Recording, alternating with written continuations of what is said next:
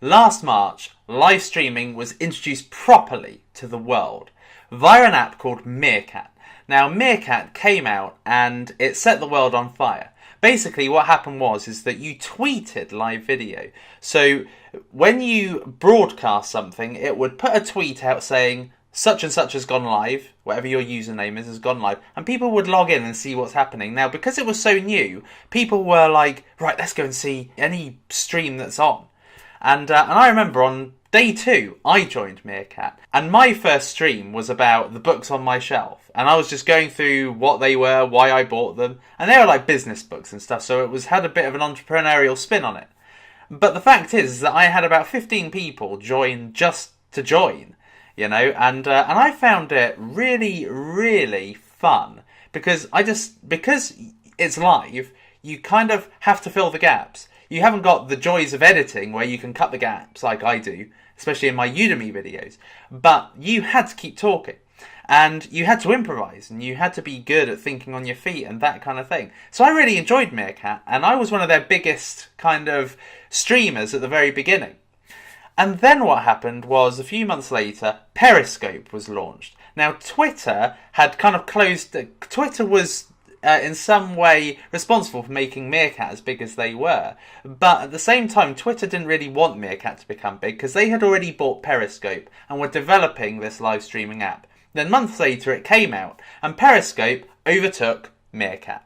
Now, I think one of the big things that made Periscope overtake Meerkat was that there are a couple of really, really good live streams which Twitter was able to viralise, and that made it bigger. So I think there was a picture of a puddle or something that had been going for about 3 days, and it had about 1 million viewers. And so Periscope just got bigger and bigger and bigger. And if I'm honest with you, Periscope is much better than Meerkat, but that's just my own personal opinion. And then Blab came out, which was an app that was created by Bebo, the guys who created Bebo back in the kind of early 2000s, around about the MySpace period. And they came out with Blab. And Blab is another live streaming app which allows you to... It's got some great functionality.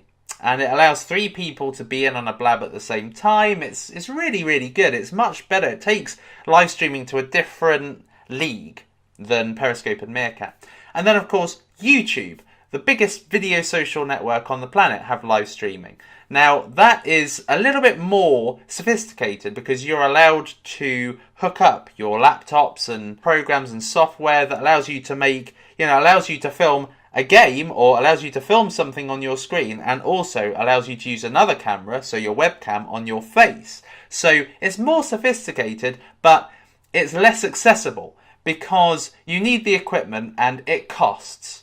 So, the end of the day, live streaming has become massive, okay? And the reason why it's become so massive is because it's live, and so many bad things can happen.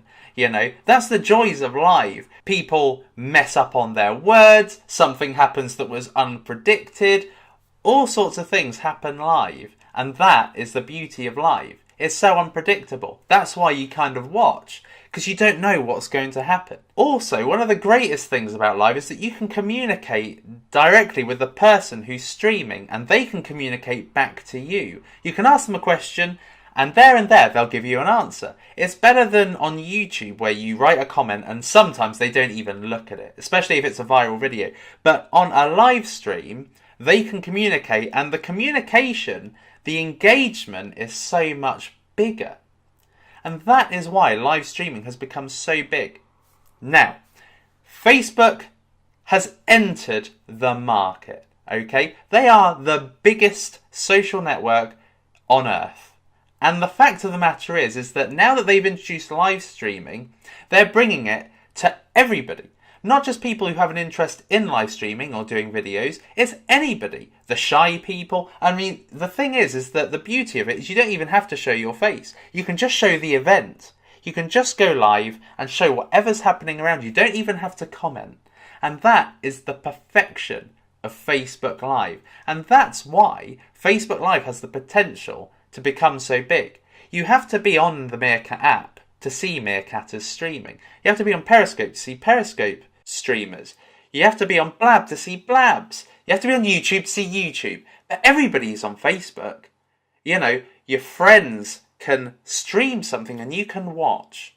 You know, that is the awesome power of it. So all these individual apps have their own benefits. But Facebook brings it all to the masses. Okay? It makes it much bigger and makes it more commonplace than all of these other apps make it. And the market, your audience, is much bigger. When you're looking at an audience of 1.2 billion people, you know, the potential to go viral is massive. The potential to explode your channel is huge. The potential to explode your brand has never been bigger. So, that is the importance of live streaming. Number one is that it's live, it's unpredictable. Number two is that people can communicate with you and engage with you directly then and there, and it increases engagement. And number three, as a result of these two things, you can explode your brand. So that is the importance and the history of live streaming. And I'll see you in the next lecture.